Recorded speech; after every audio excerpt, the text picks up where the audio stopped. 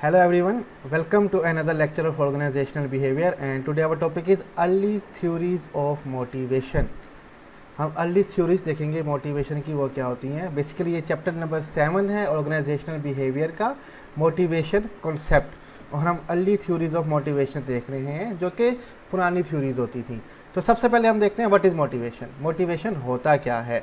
Meaning यहाँ पे हमने लिखा हुआ है, motivation is push, activate, reason behind something.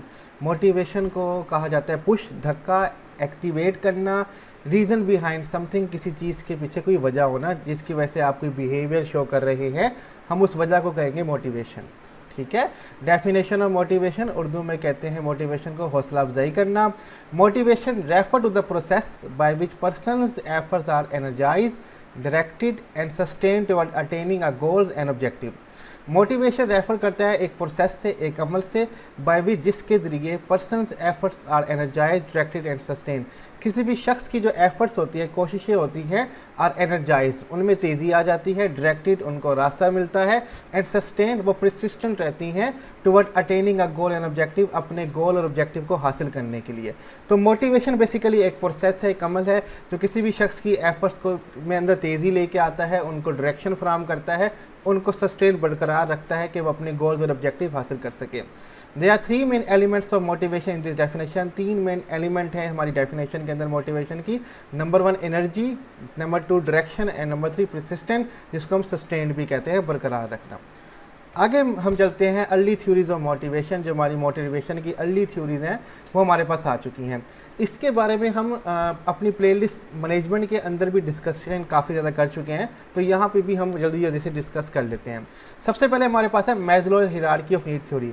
ये बेसिकली इब्राहम मैस्लो एक साइकोलॉजिस्ट था अमेरिका का, जिसने पेपर में पब्लिश की थी ये थ्योरी, उसके बारे में है। Psychological theory propose by Abraham Maslow in 1943। एक साइकोलॉजिकल थ्योरी है, स्टडी ऑफ ह्यूमन माइंड, जिसको साइकोलॉजी कहा जाता है, उसकी थ्योरी जो प्रपोज की थी इब्राहम मैस्लो ने in 1943। Motivation theory we state that 5 categories of human need dedicate an individual behaviour. Motivation theory है जिसका ये कहना है कि 5 कैटेगरीज हैं इंसान की नीड्स की जो डिक्टेट करती हैं इंडिविजुअल का बिहेवियर। यानी कि इंसान की 5 ज़रूरियात जो होती हैं वो उसके बिहेवियर पे, रवैये पे असरअंदाज हो रही होती हैं, वही नीड जो है उसको चला रही होती हैं। These 5 categories of human needs are, अब वो जो 5 कैटेगरीज हैं इंसानी नीड की जो इंसान के बिहेवियर को डिक्टेट करती हैं, चलाती हैं, वो कौन कौन सी है। नंबर 1 फिजियोलॉजिकल नीड, जिस्मानी ज़रूरियात, सेफ्टी नीड, हिफाजती ज़रूरियात, सोशल एंड बिलोंगिंगनेस नीड, समाजी और ताल्लुक़ रखने की ज़रूरियात, स्टीम नीड, इज़्ज़त की, सेल्फ एक्चुअलाइजेशन, अपनी पहचान की, और आप कह सकते हो कि अपने आप को जानने की। ठीक है, ये हमारे पास 5 नीड है जो हमारे बिहेवियर को डिक्टेट करती हैं। यहाँ पे हमारे पास एक छोटी सी डायग्राम है परी Maslow hierarchy of need theory में, इसमें ये 5 नीड्स बताई गई हैं। अब फिजियोलॉजिकल नीड्स कौन कौन सी होती हैं? फूड, वाटर, वार्मथ, रेस्ट, रोटी, कपड़ा, मकान, जिसको हम आम पीपल्स पार्टी का नारा भी कहते हैं हम। ठीक है, फूड, वाटर, वार्मथ, रेस्ट, आराम होना, गर्माइश का होना, पानी का होना, खाना पीना, खाने का होना, इसमें एजुकेशन भी आ जाती है, ये सब चीज़ें इसमें आ जाती हैं। ठीक है, तो ये हमारी फिजियोलॉजिकल नीड बन जाती है, ये बुनियादी ज़रूरियात हैं। साथ में हमारा सेफ्टी नीड है, वो भी बेसिक नीड है। सिक्योरिटी और सेफ्टी, हमें जहाँ रहते हैं वहाँ पे सिक्योर होना चाहिए, हमारी ज़िंदगी की सिक्योरिटी होनी चाहिए, लॉ एंड ऑर्डर होना चाहिए। आज आप देखें सेफ्टी और सिक्योरिटी के चक्कर में लोग आजकल कॉलोनियों में शिफ्ट होना शुरू हो गए हैं। ऐसी कॉलोनीज़ में रहते हैं जहाँ पे सिक्योरिटीज़ बड़ी अच्छी होती है, इंतज़ाम बहुत अच्छा होता है, लॉ एंड ऑर्डर अच्छा होता है, तो ये सेफ्टी नीड हमारी दूसरी नीड हो जाती है। जब तक पहली नीड पूरी नहीं होती हम दूसरी नीड की तरफ नहीं जा सकते, ये मैस्लो का कहना है। ठीक है, जब तक रोटी, कपड़ा, मकान नहीं होगा हम सिक्योरिटी के चक्कर में नहीं पड़ेंगे। जब ये दोनों नीड पूरी हो जाती हैं, रोटी, कपड़ा, मकान, रहने को जगह, सिक्योरिटी वगैरह हमारी ज़िंदगी में है, तो थर्ड नीड जो हमारे पास आती है वो है बिलोंगिंगनेस एंड लव नीड। इसको सोशल नीड भी कहते हैं। इंटीमेट रिलेशनशिप, एक ताल्लुकात बनाना किसी के साथ, यानी कि अपनी फैमिली डेवलप करना। फ्रेंड्स, दोस्तों का सर्कल आ जाना, घूमने फिरने जाना, पार्टीज़ वगैरह करना। जैसे कि आप किसी जगह, नई जगह रहने जाते हैं तो वहाँ पे आप अपने हमसाया को अगर फर्स्ट टाइम कुछ बना के जाते हैं उनसे ताल्लुकात बढ़ाने के लिए, तो ये बिलोंगिंगनेस एंड लव नीड हमारी आ जाती है। ये तब ही नीड पैदा होती है जब हमारी पहली 2 ज़रूरियात पूरी हो रही हो। अगर किसी की पहली 2 ज़रूरियात पूरी ही ना हो, यानी कि रोटी, कपड़ा, मकान, खाने को कुछ हो ना, तो वो फैमिली बनाने के बारे में कैसे सोच सकता है। तो ये तरतीब वाइज हमारी नीड चल रही होती हैं। नेक्स्ट हमारी है स्टीम नीड। स्टीम कहते हैं इज्जत को। ठीक है, प्रेस्टीज, फीलिंग ऑफ अकम्पलिशमेंट, इज्जत होना और कामयाबी को फील करना, ठीक है, इसको ईगो की नीड भी कहते हैं। मिसाल के तौर पे कि आप क्लास में जाते हैं जहाँ पे आपके बहुत सारे दोस्त हैं, लेकिन अब वहाँ पे आप अपनी अलग पहचान बनाना चाहते हैं कि लोग आपको अलग से जाने, यानी कि सीआर बन जाते हैं, लोग मेरी इज्जत करें, मुझे पूछें, मेरी अकॉम्प्लिशमेंट हो, मेरी प्रेस्टीज हो, तो ये हमारी स्टीम नीड हो जाती है। यानी कि आप कहीं पर जॉब कर रहे हैं, अब आप बॉस बनना चाहते हैं, ठीक है, तो ये हमारी साइकोलॉजिकल नीड है, ठीक है, दिमागी नीड, बिलोंगिंगनेस और स्टीम नीड जो है। तीसरी लास्ट हमारे पास जो फिफ्थ है वो है सेल्फ एक्चुअलाइजेशन। इसको सेल्फ फुलफिलमेंट नीड भी कहते हैं। Achieving one's full potential including creative activities, अपनी पूरी काबिलियत को हासिल कर लेना, जितनी भी आपकी क्रिएटिव एक्टिविटीज़ हैं, अपने सेल्फ फुलफिलमेंट खुद को पूरा कर देना, ये सेल्फ एक्चुअलाइजेशन कहलाती है। ये basically Maslow hierarchy of need theory है कि मैस्लो की दर्जाबंदी नीड की थ्योरी, कि हमारी नीड इस तरह से दर्जाबंदी की जाती है उनकी, और इस तरह से वो जन्म लेती है हमारे अंदर। आमतौर पे ये जो पहली 4 नीड है इनको मटेरियलिस्टिक नीड भी कहा जाता है और आखिरी नीड को रूहानियत की नीड भी कहा जाता है। ये तो मैस्लो की नीड थ्योरी थी। अब हम इस थ्योरी को ओबी के पर्सपेक्टिव से देखते हैं कि अगर हम एक ऑर्गेनाइजेशन में काम कर रहे हों, मैं बॉस हूँ या मैं एम्प्लॉई हूँ, तो हमारी क्या क्या ज़रूरियत हो सकती है। यानी कि अगर आप बॉस हैं तो आपके एम्प्लॉई को क्या क्या चाहिए होगा ऑर्गेनाइजेशन के अंदर, तो आपको वो देखना होगा। अगर आप एम्प्लॉई हैं तो आपकी क्या नीड्स होंगी ऑर्गेनाइजेशन के अंदर, वो हम देख लेते हैं। Explanation of Maslow hierarchy of need theory in OB perspective, हम Maslow hierarchy of need theory को ओबी के नुक्ता नज़र से देखते हैं। जहाँ पे सबसे पहले फिजियोलॉजिकल नीड थी, अब वो हो गई सर्वाइवल नीड, ठीक है, एज अ एम्प्लॉई के तौर पे। Each employee need proper light, heat, air conditioning, phone, internet, computer, table, chair to perform his or her job. हर एम्प्लॉई को प्रॉपर लाइट चाहिए, हीट और एयर कंडीशनिंग चाहिए, telephone, internet, computer, table, chair to perform his or her job. ये तमाम चीज़ों की उसको ज़रूरियात पड़ती है किसी भी ऑर्गेनाइजेशन में अपना काम करने के लिए। जिस तरह जॉब की ड्यूटीज़ चेंज होंगी, ये सर्वाइवल नीड भी चेंज हो जाएंगी हमारी, ठीक है। जिस तरह की ड्यूटी होगी उस तरह की हमारी सर्वाइवल नीड होंगी, और ये बेसिक होती है किसी भी एम्प्लॉय को अपनी जगह पे काम करने के लिए ऑर्गेनाइजेशन के अंदर। ये नीड जब आ जाती है तो दूसरी नीड जो इंपॉर्टेंट है किसी भी एम्प्लॉय के लिए ऑर्गेनाइजेशन के अंदर, वह है सिक्योरिटी नीड। अब यहाँ पे सिक्योरिटी नीड क्या हम वो देख लेते हैं। Safe place to work is important for employee, job security, safe work environment help to motivate the employee. Safe place to work, काम करने की जगह जो है वो सेफ़ होनी चाहिए, ये बड़ा इंपॉर्टेंट फैक्टर है एम्प्लॉय के लिए। जैसे कि आप देख सकते हैं कि बैंक के बाहर 2-2, 3-3 सिक्योरिटी गार्ड खड़े होते हैं, क्योंकि अब वो सिक्योरिटी गार्ड होंगे तो अंदर वालों को सिक्योर माहौल फराहम करेंगे। अदरवाइज़ अगर बैंक की सिक्योरिटी नहीं होगी तो आए दिन रॉबरी वहाँ पे होती रहेगी। तो हमें सिक्योर इन्वायरमेंट चाहिए काम करने के लिए। जॉब सिक्योरिटी, जॉब सिक्योर होनी चाहिए हमारी। आजकल लोग परमानेंट जॉब के पीछे भागते हैं ताकि जॉब सिक्योर हो, तो इससे उनको मोटिवेशन मिलती है और राहत मिलती है अपने काम करने में। सेफ वर्क एनवायरनमेंट, काम करने का जो माहौल है वो सेफ़ होना चाहिए, तब भी जो एम्प्लॉई है वो मोटिवेट होगा ऑर्गेनाइजेशन में अच्छी तरीके से काम करने के लिए। तीसरी हमारे पास नीड आ जाती है सोशल नीड, समाजी ज़रूरियात। अब जैसे कि ऑर्गेनाइजेशन में आप होते हैं, आप अकेले काम नहीं करते, बहुत सारे आपके कोलीग होते हैं, दोस्ती हो जाती है, फ्रेंडशिप हो जाती है, तब भी मिलजुल के वहाँ पे काम हो रहा होता है। अकेला कोई भी वहाँ पे काम नहीं कर सकता, तो यही हमारी सोशल नीड है कि मिलजुल के काम करना। कटिंग समवन फ्रॉम ग्रुप और आइसोलेशन इज़ अ पनिशमेंट, किसी को ग्रुप से अलग कर देना या आइसोलेशन अलग कर लेना, ये एक पनिशमेंट है, सज़ा कहलाती है। Provide opportunity to employee to be part of team, तमाम एम्प्लॉयज़ को आप मौका दें कि वो एज अ टीम बन के काम करें और अपने एम्प्लॉयज़ कोलीग्स के साथ मिलजुल के काम करें, ठीक है। इससे उनको मोटिवेशन मिलती है, वो आराम से काम कर पाते हैं। नेक्स्ट है esteem need, related to pride and self worth. Everyone want to be as a person of value, if possible provide employee with office कार्य सेक्टर। अब जो स्टीम नीड जो है ये इज्जत की नीड है, इसका ताल्लुक है प्राइड से, फ़ख्र से, सेल्फ वर्थ और अपनी कामयाबी से। Everyone want to be as a person of value, हर शख्स चाहता है कि मैं ऐसा शख्स बनूं जिसकी बहुत ज़्यादा वैल्यू हो, ठीक है।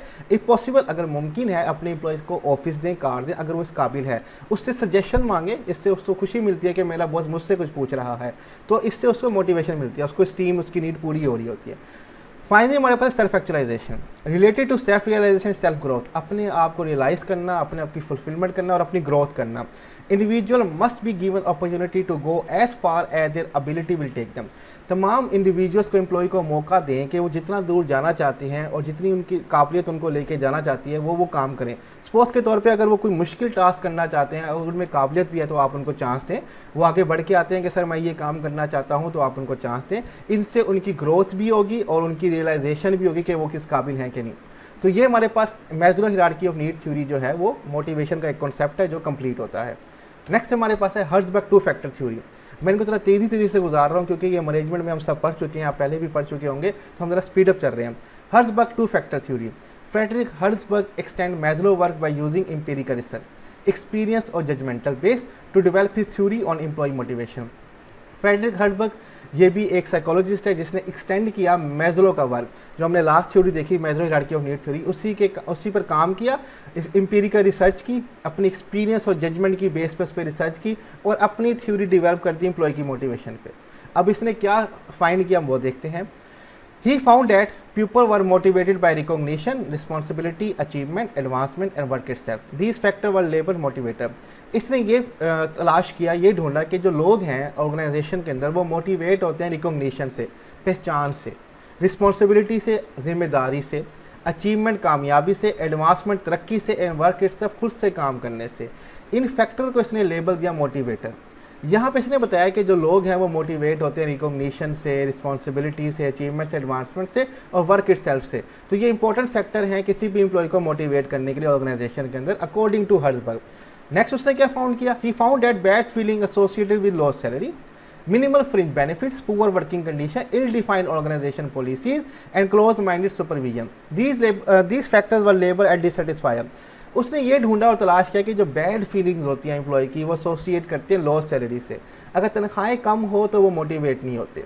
ठीक है. मिनिमल फ्रिंज बेनिफिट, जो एक्स्ट्रा बेनिफिट उनको दिए जाते हैं, लाइक आप कह सकते हो कि फ्यूल के प्राइस, टेलीफोन के प्राइस, ठीक है, मेडिकल जो उनके अलाउंस होते हैं ये वगैरह जो हैं, अगर ये भी अच्छे ना हो तो वो मोटिवेट नहीं होते. पुअर वर्किंग कंडीशन, काम करने के हालात अच्छे ना हो. इल डिफाइंड ऑर्गेनाइजेशन पॉलिसीज़, ऑर्गेनाइजेशन की पॉलिसीज़ बड़ी सख्त हो. ठीक है. एंड क्लोज माइंडेड सुपरविजन, और जो उनका बॉस है बड़ा क्लोज माइंडेड है, छोटी छोटी बात पर तनकीद करता है, गुस्सा करता है, तो ये उनको डीमोटिवेट करते हैं, डिससेटिस्फाई करते हैं. और इन्हीं फैक्टर को लेबल किया गया एज अ डिससेटिस्फायर. ठीक है, कि आपको ये गैर इत्मीनान करते हैं, आपको तसल्ली नहीं देते. इस थ्योरी में बहुत सारे इशू हैं, जैसे कि अब यहाँ पे हमने ऊपर देखा कि मोटिवेट करते हैं रिकॉग्निशन, रिस्पॉन्सिबिलिटी. अब किसी को मोटिवेट करने के लिए ज़्यादा सैलरी भी चाहिए होती है. सैलरी ज़्यादा होगी तब भी मैं मोटिवेट होऊंगा काम करने के लिए, ये उसने बताया ही नहीं हर्ट्ज़बर्ग ने. तो इस थ्योरी में काफ़ी इश्यूज़ भी हैं. कुछ उसने फैक्टर बताए जो मोटिवेटर्स होते हैं, कुछ फैक्टर बताए उसने जो डिससेटिस्फायर होते हैं, लेकिन बहुत सारे फैक्टर जो है वो इसने यहाँ पे इग्नोर भी कर गया है. नेक्स्ट थ्योरी हम देख लेते हैं कि वो कौन से हुआ है, थ्योरी एक्स और theory Y. Douglas McGregor propose two distinct view of human being, one negative label theory X and other positive label theory Y. Douglas McGregor ये भी एक साइकोलॉजिस्ट है जिसने पेश किए two distinct view of human being, दो मुख्तलिफ नज़रिए ह्यूमन बीइंग के, इंसान के.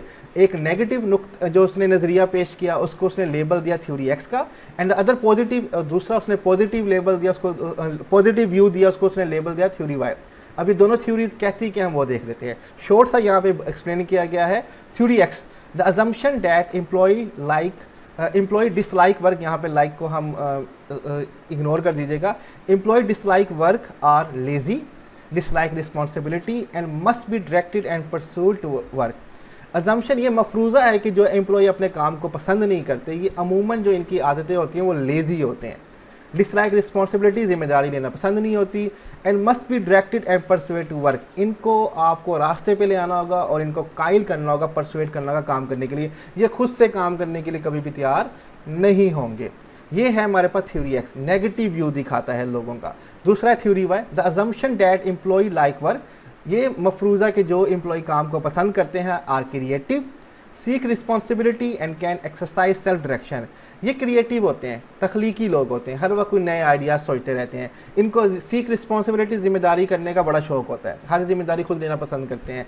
एंड एक्सरसाइज सेल्फ डायरेक्शन, और अपना रास्ता खुद ढूंढते हैं और अपना काम खुद करने की कोशिश करते हैं. तो ये दो मफरूज़े उसने पेश किए. वो लोग जो काम को पसंद नहीं करते उनकी खसूसियात क्या होती हैं, उनकी अजम्पशंस क्या होती हैं, और जो वो लोग जो काम को पसंद करते हैं उनकी करैक्टरिस्टिक्स और एट्रीब्यूट्स क्या होती हैं. ये हमें डोगलस मैकग्रेगर ने बता दिए. लास्ट हमारे पास है, लास्ट है शायद, उम्मीद है लास्ट ही है. हाँ, मैक्लेलैंड 3 नीड थ्योरी. ठीक है, मैक्लेलैंड भी एक साइकोलॉजिस्ट है जिसने 3 नीड थ्योरी पेश की, जिसमें उसने 3 फैक्टर के नाम बताए जो कि इंसान को मोटिवेट करते हैं ऑर्गेनाइजेशन के अंदर काम करने के लिए. अकॉर्डिंग टू दिस थ्योरी, इस थ्योरी के मुताबिक there are 3 acquired developed needs what are major motivator which, यहाँ पे वर्ड लिखा है which are major motivator in work. 3 needs हैं जो कि डिवेल्प होती हैं, पैदा हमारे अंदर पहले से मौजूद नहीं होती, लेकिन लोगों को देख के हम डिवेल्प कर लेते हैं, जो कि बड़ा अहम मोटिवेटर होते हैं वर्क के अंदर, हमारे काम के अंदर. पहली है need for achievement, desire to do something better और more efficient than it it's been done before, set the standard. ऐसा कोई काम करने की कोशिश जो दूसरों से बेहतर हो या दूसरों ने कभी हासिल ना किया हो वो काम करना, ये हम कहते हैं need of achievement. Desire to do something better, कुछ बेहतर करने की कोशिश करना, ख्वाहिश होना, और मोर एफिशिएंटली और बहुत बेहतर तरीके से करना than it's been done before, जो पहले कभी किसी ने ना किया हो। सेट द स्टैंडर्ड, मेयार बना लें अपने, ठीक है, कि अपना स्टैंडर्ड बना लें, मेयार बना लें, ठीक है। जैसे कि हमारे यहाँ कोच का जहांगीर खान है, 500 समथिंग मैचेस वो लगातार जीतता रह गया। आई थिंक 560 है या 550 है, लगातार एक शख्स इतने मैचेस जीते, ये भी एक मेयार है, स्टैंडर्ड है, जो किसी ने आज तक हासिल नहीं किया। तो ऐसी चीज़ करना जो किसी ने ना की हो, ये मोटिवेट करती है उसको बेहतर काम करने के लिए। नेक्स्ट है नीड ऑफ पावर। पावर, ताकत होना, ठीक है। ये हम इसलिए मेहनत कर रहे होते हैं कि अब हम अपने डिसीजन खुद लें, अपने फैसले करने की ताकत हमारे पास होना, need of power. A need to make other behave in a way that they would not have behave otherwise. ये ज़रूरत हो ना कि हम दूसरों को उस तरह से बिहेव करवा पाएँ जैसे कि हम करवाना चाहते हैं। मीन्स के तौर पे आप एक एम्प्लॉई हैं, आप किसकी मानते हैं? अपने बॉस की मानते हैं, ठीक है, जो वो हुक्म देता है हमें करना पड़ता है। तो आप चाहते हैं कि अब मेरे पास ये पावर हो, मैं इतनी तरक्की करूँ कि मैं बॉस बनूँ और मेरे अंडर सारे एम्प्लॉई हों और जैसा मैं कहूँ वो वैसा करें, उनको वैसा ही बिहेव करना पड़ेगा जैसे मैं चाहता हूँ। यही नीड ऑफ पावर है जो आपको मोटिवेट करती है आगे तक जाने के लिए। और फाइनली नीड ऑफ एफिलिएशन, ताल्लुक़ की नीड, सोशल बिलोंगिंगनेस नीड जो होती है वही है। Desire for friendly and close relationship, आपकी जो ख्वाहिश होती है दोस्ती और क्लोज रिलेशनशिप की, जो आपको मोटिवेट करती है वो काम करने के लिए जो आप दूसरों के लिए नहीं करना चाहते होते। दोस्त को कई जगह से जाके पिक कर रहे होते हैं, उसके असाइनमेंट्स कर रहे होते हैं, क्योंकि आपको दोस्ती निभानी है, क्लोज रिलेशनशिप बनाने हैं, तो आप उनके लिए मोटिवेट होकर ये काम कर रहे होते हैं। तो ये हमारे पास अर्लीस्ट थ्योरीज ऑफ मोटिवेशन थी, जिसमें हमने सबसे पहले देखा Maslow hierarchy of need theory, second हमने हर्ट्ज़बर्ग 2 फैक्टर थ्योरी, थर्ड हमने थ्योरी एक्स, थ्योरी वाई, और फाइनली मैक्लेलन 3 नीड थ्योरी। हमने इसको जल्दी जल्दी वाइंड अप किया क्योंकि हम पहले भी इसके बारे में पढ़ चुके हैं। स्लाइड्स का लिंक मैं डिस्क्रिप्शन में दे दूंगा, आप वहाँ से डाउनलोड कर सकते हैं, और कोई भी क्वेश्चन हो तो आप कमेंट में मुझसे पूछ सकते हैं। अपना ख्याल रखिएगा, अल्लाह हाफिज़।